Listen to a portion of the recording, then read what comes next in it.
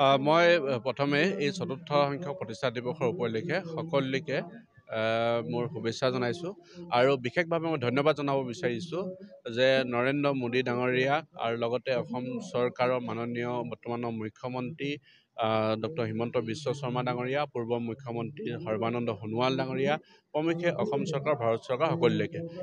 কাৰণ মৰাণসকল এটা অতি পিছপৰা অসমৰ ভূমিপুত্ৰ জনগোষ্ঠী, অসময় নহয় উত্তৰ পূৰ্বাঞ্চলৰ, আৰু এই জনগোষ্ঠীটোৰ জনজাতিকৰণকে ধৰি স্বায়ত্তশাসিত পৰিষদকে ধৰি বিভিন্ন দাবী দাবাক লৈ দীৰ্ঘদিন ধৰি সংগ্ৰাম চলি আহিছিলে আৰু এই সংগ্ৰামৰ কথাটো কিন্তু পূৰ্বৰ চৰকাৰসমূহে গুৰুত্ব প্ৰদান কৰা নাছিল।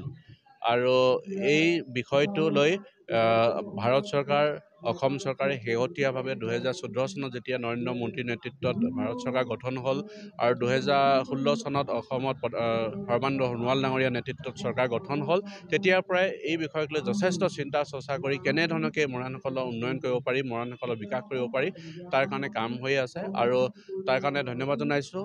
জনজাতিকৰণৰ প্ৰক্ৰিয়াটো ইতিমধ্যে দুয়োখন চৰকাৰে খুব ভাল ধৰণে আগবঢ়াই লৈ গৈছে। কিছু সৰু সুৰা টেকনিকেল কাৰণত ৰৈ আছে যদিও মই ভাবোঁ সোনকালেই জনজাতিকৰণৰ ব্যৱস্থাও পাব।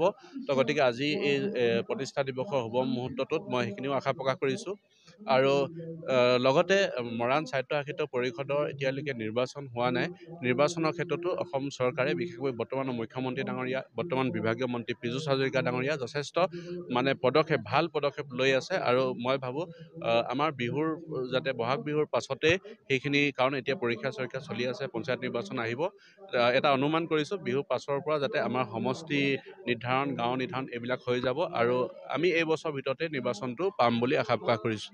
তো গতিকে এইখিনি সকলোখিনি আমাৰ কাৰণে ভাবোঁ খুব ভাল হ'ব আৰু মই এই ক্ষেত্ৰত আগন্তুক সময়ছোৱাৰ কাৰণে যাতে চৰকাৰে আৰু অলপ পুঁজি ব্যৱস্থা গ্ৰহণ কৰে, সেইখিনি কথা মই আহ্বান জনাব বিচাৰিছোঁ এই মুহূৰ্তত।